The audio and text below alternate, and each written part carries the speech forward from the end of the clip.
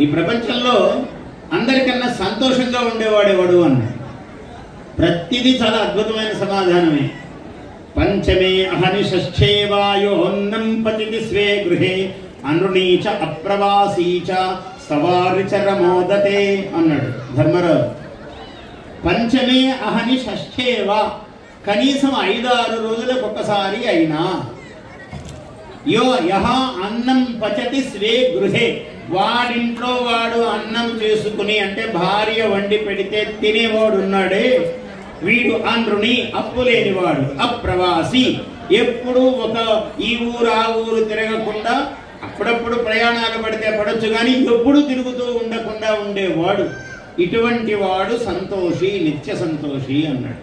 చూసారా, అయితే ఇప్పుడు ఆధునిక కాలంలో అప్పులు ఎంత చేస్తే అంత గొప్ప అని అనుకుంటారు. కానీ వాస్తవానికి మళ్ళీ మొత్తం అంతా తిరిగి వచ్చేటప్పటికీ అప్పులు ఎందుకు చేసినవురా దేవుడా అని అప్పులు చేసిన ప్రతివాడు అనుకుంటాడు ఏదో ఒక రోజు. అందువల్ల అప్పు లేనివాడు, అప్రవాసి, ఊళ్ళు తిరగకుండా ఉండేవాడు, తన ఇంటిలో తాను అన్నము తినేవాడు. ఇంతకన్నా వీడే పరమానందుడు ప్రపంచములో అన్నాడు.